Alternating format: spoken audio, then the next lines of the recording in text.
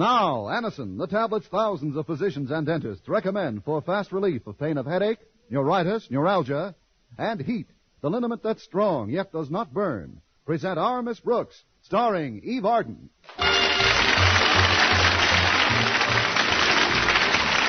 time once again for another comedy episode of Our Miss Brooks Transcribed. But first, today many thousands of people are thankful to their physicians or dentists for first having introduced them to that remarkable preparation called Anacin, which brings such incredibly fast and effective relief from the pains of headaches, neuritis, and neuralgia. Anacin is like a doctor's prescription. That is, Anacin contains not just one, but a combination of medically proven active ingredients in easy-to-take tablet form. Thus, in using Anacin, you are following sound principles. So ask for Anacin at your drug counter next time you suffer pains from headaches, neuritis, or neuralgia. Try these tablets on this guarantee. If you don't feel Anacin gives you all the relief you want, as fast as you want it, your money will be refunded. Easy-to-take Anacin tablets are available everywhere in handy boxes of 12 and 30 and economical family-size bottles of 50 and 100. I'll repeat the name for you, Anacin, A-N-A-C-I-N.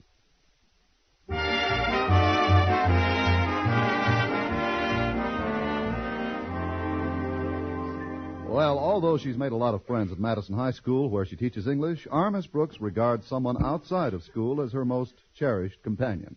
Namely, her landlady, Mrs. Margaret Davis. Yes, Mrs. Davis is a remarkably kind and generous friend. She's always doing something for somebody. Right now, as the president of the Ladies' Good Deed Club, she's on a drive to get old clothes for the underprivileged. And although I owe her 4 months' back rent, she hasn't even mentioned it to me. I was thinking about these lovable qualities when I joined her at breakfast last Friday morning. Connie, dear. Yes, Mrs. Davis? How about coughing up the back rent you owe me? I'm sorry, Mrs. Davis. I must have gotten some water in my ears in the shower. What did you say? I said, what about the back rent you owe me? Oh, things are fine at school, thanks. It's nice of you to ask. But I didn't ask about... Although now that you mention it, we have been terribly busy lately. We're getting ready for Founders' Day. Mr. Conklin has persuaded the Board of Education to purchase a copy of one of Auguste Rodin's great statues to be placed on the auditorium stage during the proceedings. That's all very interesting, Connie, but it's not what I started to discuss with you. Of course, if you really didn't hear me... What back rent? Oh, I remember now. It's 4 months, Connie. I hate to dun you, dear, but I really feel it would be for your own good. After all, when one person is in debt to another person, the first person should make some effort to turn some part of the money over to whoever has it coming.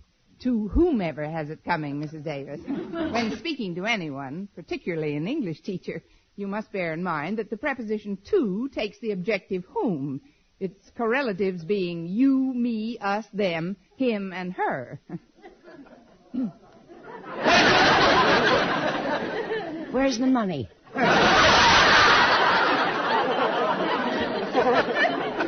I ain't got it.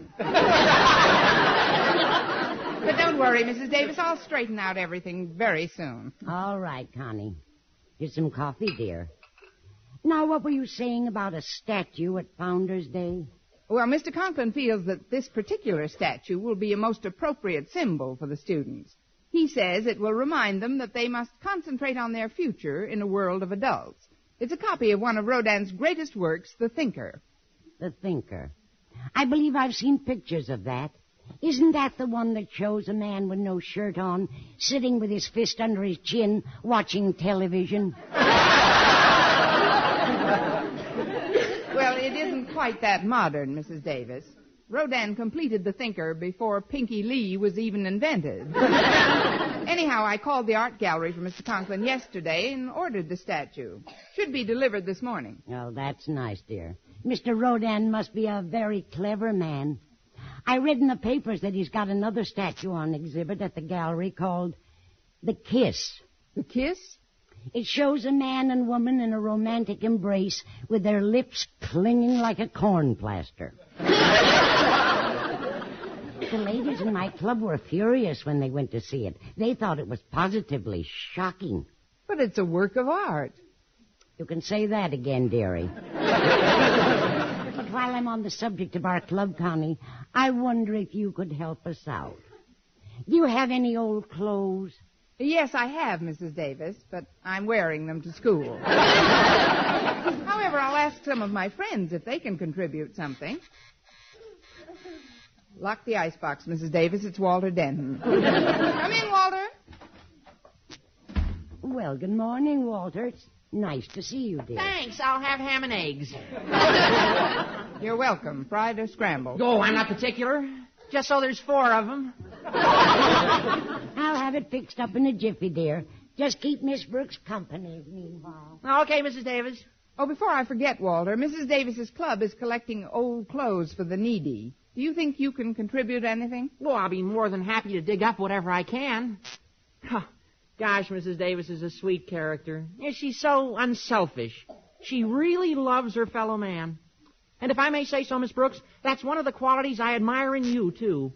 You love your fellow man. Well, thank you, Walter. How is Mr. Boynton? Now, that's what I call a crude conversational blend. Miss Brooks, you know I don't like to overstep my bounds or presume to offer advice about things that don't concern me, but I know of a wonderful way you can get Mr. Boynton to generate a little steam.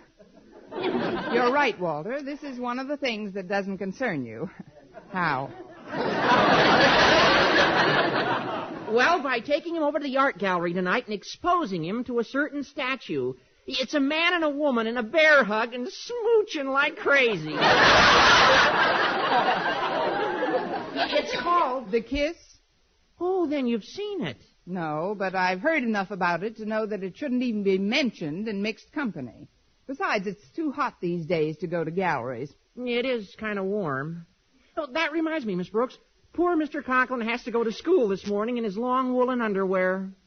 You're just full of censorable goodies today, aren't you? No kidding. It's true. Mrs. Conklin believes that the only way to cure a cold is to bake it out.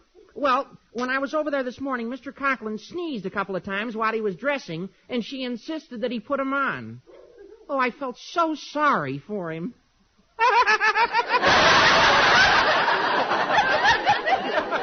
This afternoon when that old thermometer starts shooting up, he'll be squirming in his swivel chair like a dervish with a hot foot.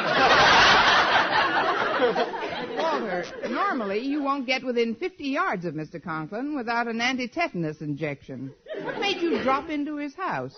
Well, it's a new policy I've just put into practice. I make it a point to let his daughter, Harriet, gaze at me for a few moments every morning.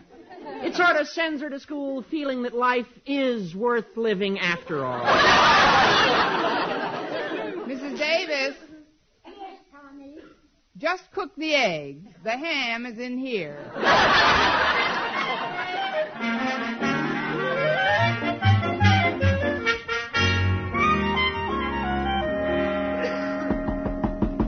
Come in. Good morning, Mr. Conklin. Isn't it a lovely day? One more remark like that, Miss Brooks, and I'll crown you with the hot water bottle that's strapped to my back. I'm sorry, sir. Mrs. Conklin thinks I'm coming down with a cold, and thanks to her fanaticism on the subject, I'm rigged out in apparel that would be suitable for a ride to the North Pole. Red flannels in August. Now then, please state your business. Yes, sir. Mrs. Davis's Good Deed Club is conducting another clothing drive, Mr. Conklin. Will you contribute? If I have any old clothes at home, you may pick them up here in my office after school. I'll have Mrs. Conklin bring them when she comes down at noon. Oh, is Mrs. Conklin coming to school today? Yes. She's promised to bring me a bowl of hot soup and an electric blanket. My only hope is that I may be electrocuted. Well, if you put one hand in the soup and wrap yourself up in the... Oh, quiet!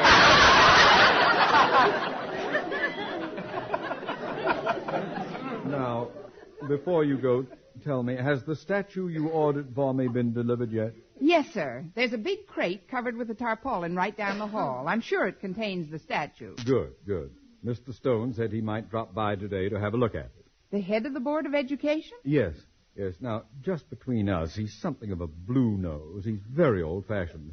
So I've been thinking, since this statue isn't wearing any That is, since it's in a state of complete... Well, since it's... Naked?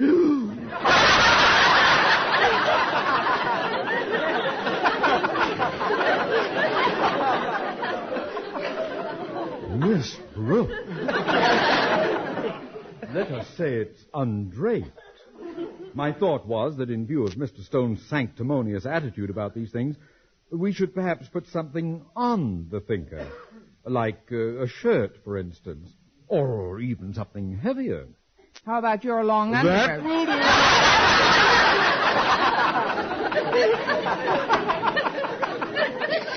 You'd better go now. I'll think of something myself. Yes, sir.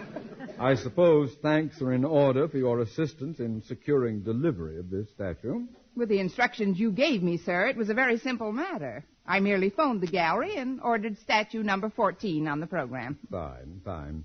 You've bungled so many similar assignments for me in the past. I was afraid that you might have... Number 14! Eh? The thinker was listed on the program as number 7.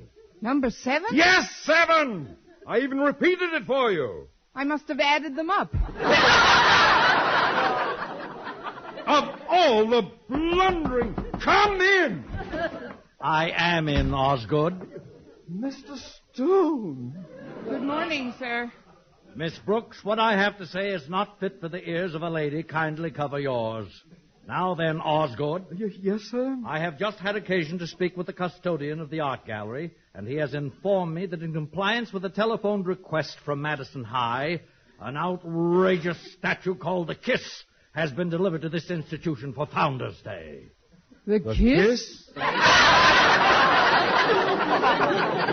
I demand an explanation, Osgood. Well, stop scratching yourself and answer me. Or do you have an answer? Ooh, has he got an answer? Miss Brooks, I want you to call the custodian of the art gallery and have that disgraceful piece of sculpture removed out of this school with the same dispatch you had it moved in. What are you saying, Osgood? I'm saying, sir, that it was not I who was responsible for sullying the corridors of Madison High with this scandalous exhibit. It was the dunderheaded action of the lady who stands quaking before you at this moment. Oh, it was you, Miss Brooks. Well, speak up. I'm waiting. What have you to say for yourself, young woman? Got any old clothes, Mr. Stone?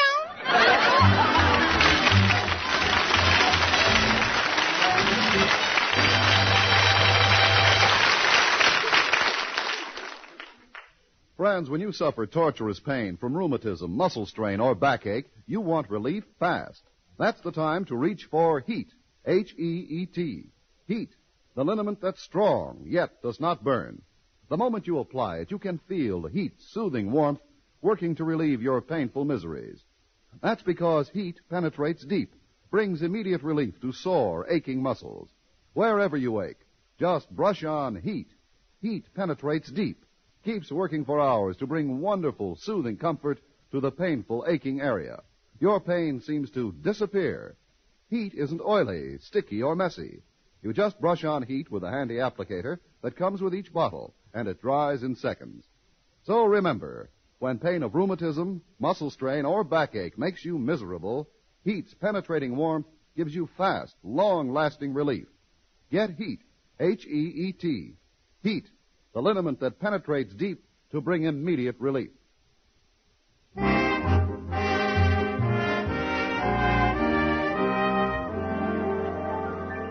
Well, when I called the art gallery and asked them to remove the statue known as the Kiss, I was told that due to a shortage of delivery trucks, they would be unable to pick it up until 5 p.m. There was nothing I could do about it, so when lunch period came, I went to the school cafeteria as usual, sat down at my usual table, and was greeted by a most unusual voice. Hello, Miss Brooks. Why, Mr. Boynton, what in the world are you doing here? Keeping the date you asked me for this morning. Boy, today sure is a scorcher, isn't it? It's the Lulu, Mr. Boynton. Temperature must be up around 90 somewhere.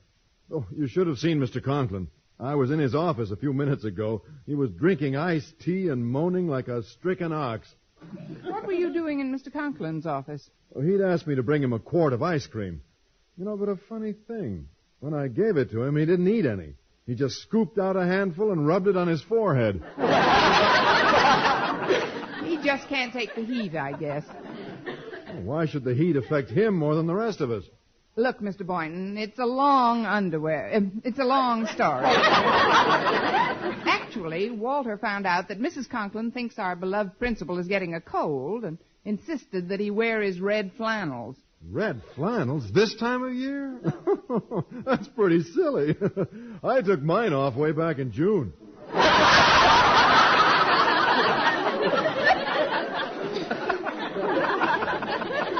But what is it you wanted to see me about, Miss Brooks? I wanted to mention Mrs. Davis's club. They're having another clothing drive. Mrs. Davis already has about a dozen suits discarded by fellows in the neighborhood. Oh, I see. I just wondered if you'd be interested in the project. Well, I certainly am. How much are the suits? No, you don't understand, Mr. Boynton. These suits are for the underprivileged. Well? You're fighting me, Mr. Boynton. You see, Mr. Conklin told me that if his wife finds any old clothes of his at home, I could pick them up in his office after school. Of course, there's nothing definite about it, and I would like to make some kind of a showing with Mrs. Davis. Mr. Boynton, remember the suit you wore when you took me to the zoo last Friday? Yes, that was my blue serge. That's right. Remember when we stopped at the aviary and you had your back to the cage? Yes. Remember how the peacock stopped to admire himself in the seat of your pants? Now, if you could bring yourself to donate that... Please, Miss Brooks, you're exaggerating. It's not that shiny. Besides, I'm rather attached to that old blue serge. I remember when I bought it. There was a big sale on at Sherry's department store, and when I purchased that suit, the salesman gave me a baseball bat. I should have hit him with it. I'll take whatever you can spare, Mr. Boynton. Well, I'll dig something up this afternoon, Miss Brooks. But to get back to Mr. Conklin for a moment. Must we? Well, he seemed quite upset by something beside the heat. He said that the large crate right outside his office contained a statue which was sent here by mistake. I've heard rumors about it. It must be a pretty racy piece of work. Mr. Conklin has threatened detention for any student caught peeking under the tarpaulin. Oh, that's ridiculous. It's just a copy of a statue called The Kiss. The Kiss? I saw a picture of that once in the Encyclopedia Britannica. And? Wow. If we wait until after school when everybody's gone, we can take a good look at the statue if you'd like. Together? Yes, just the four of us. Brooks, I don't like to sound like a prude, but that statue is, well, it's pretty shocking. You see, it shows a man and a woman embracing. What's so shocking about a man and a woman embracing? Well, they're not only embracing, they're also kissing. Well, what's so shocking about that? Married people do it all the time. Married people? Yes. Did you ever stop to consider that the two people in that statue might be married? Say, that's an idea. Well, then it would be perfectly all right. Of course. For all we know, those two have 4 or 5 little statues at home.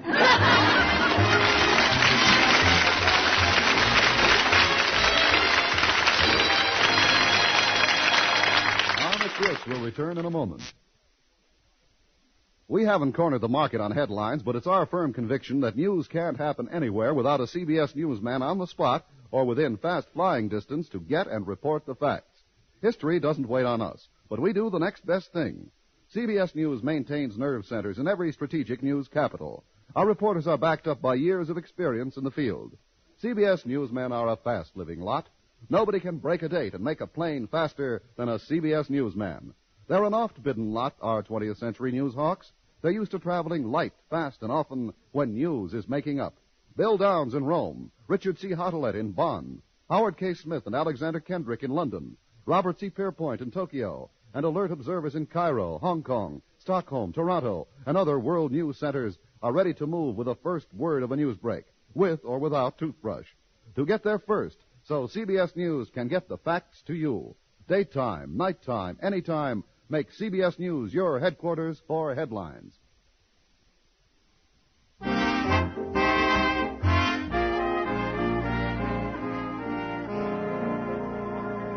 Well, Miss Brooks made the mistake of ordering a statue called the Kiss instead of the Thinker to exhibit before the school assembly on Founders Day.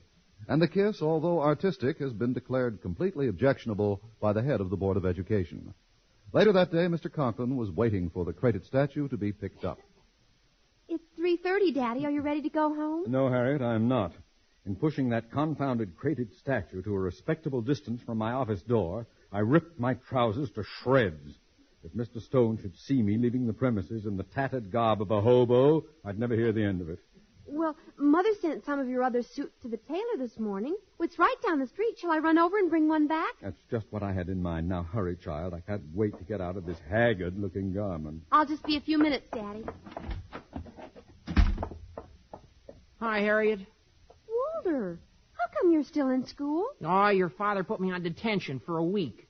During lunch hour, he thought he saw me peeking under the tarpaulin of that darn statue. But it really wasn't me. It was somebody that looked like me from the back. And when Mr. Conklin called out to him, he must have run away. Then later he grabs me and reads me the riot act. Well, but that isn't fair, Walter. Can't you prove it wasn't you? That's what I've just been planning, Harriet. They say a criminal always returns to the scene of the crime, right? Right. Well, if the peeping Tom who looks like me comes back, I'll be ready for him. A bunch of the guys in woodshop helped me build a trapdoor right next to the crate. Just let that culprit try to take one more peek under the tarpaulin, and down he goes into a locked room in the basement. Oh, it sounds pretty complicated, Walter, but I hope it works. You'll have to excuse me now. I've got to do an errand for Daddy. Okay, Harriet. I've got to report to him right now. I'll see you later. Who is it? Walter Denton, sir. Are you alone? Yes, sir. Then come in. I finished my detention for today, Mr. Conklin, and I was...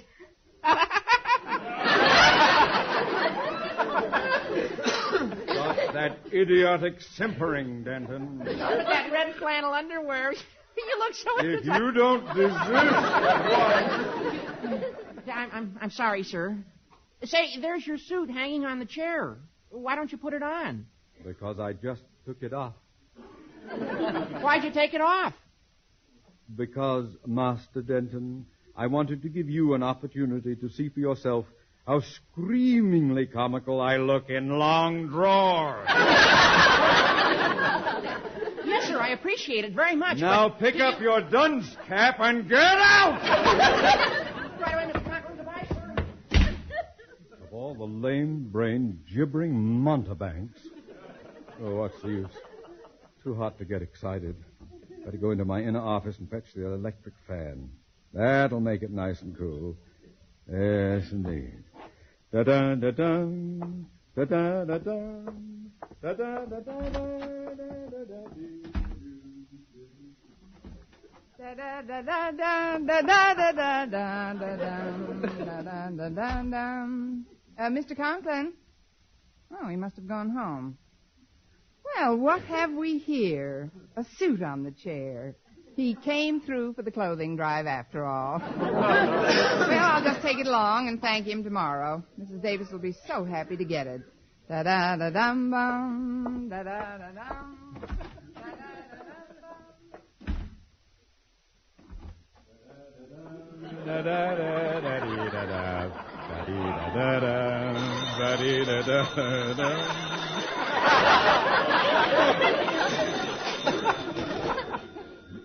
Principal's office. Osgood Conklin himself speaking. This is Harriet, Daddy. The tailor's been awfully busy today, and he won't have any of your suits ready for at least an hour. What? I can't stand around here in my... I can't wait here all day. Now, just forget about it, Harriet. I'll simply get back into my torn suit and sneak out the back way. All right, Daddy. Bye. Goodbye.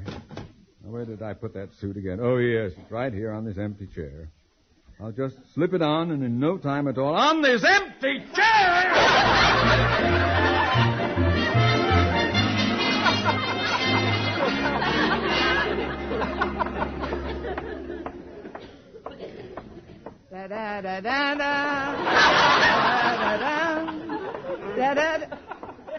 Well, what do you know? Here's the crate. I think I'll take a little peek at this statue before they cart it away. I'll just lift up this tarpaulin.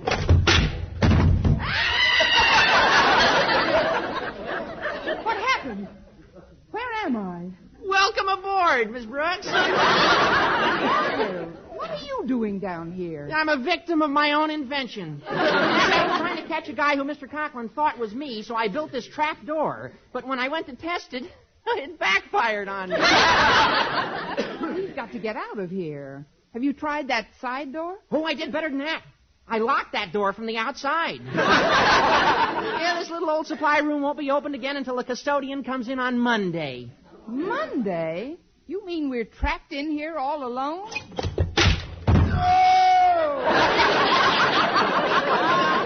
We're not alone anymore.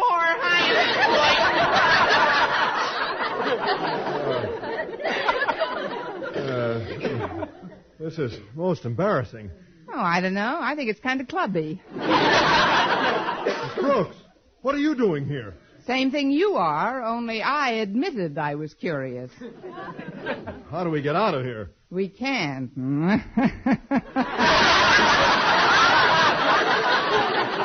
isn't it awful? Now, this is a serious matter, Miss Brooks. There's probably not a living soul within sound of our voices.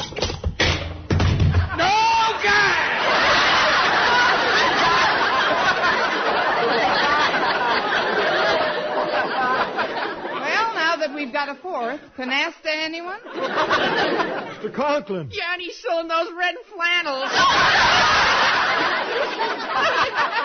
Oh, I'm warning you, Denton. Who said canasta, anyone? It's a woman. Miss Brooks! Get out here! Yeah, but the door's locked from the outside, Mr. Conklin. That's got nothing to do with it. Here, this crowbar will do the trick. Is it? Oh, get it out, jam it. It's working. It's opening. We're free. Free, you hear? Free! Now, calm down, Mr. Conklin. You're hysterical. Let go of me! You better take his other arm, Walter. He'll hurt himself. Yeah, I got him.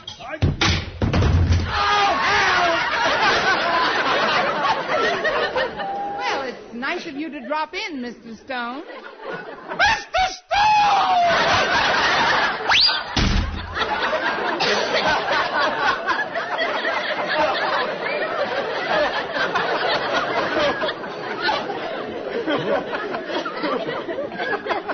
Mr. Stone's been stunned by the fall. Oh, Mr. Boynton. Miss Brooks, what happened? You were naughty. Never mind that. Where's Mr. Conklin? I'm positive I saw him before I blacked out. Well, he became quite panicky when he saw you, Mr. Stone. In fact, only a moment ago, Mr. Boynton and Walter Denton here were each holding a sleeve of his red flannels. As you can see, they're still holding them. I don't understand. If they were each holding a sleeve of his underwear, how did he get out? Same way he got into this room. Trap door.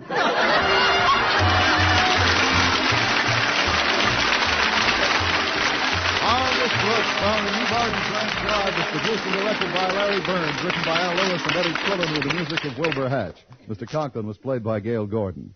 Others in tonight's cast were Jane Morgan, Dick Crenna, Bob Rockwell, Gloria McMillan, and Joseph Kearns.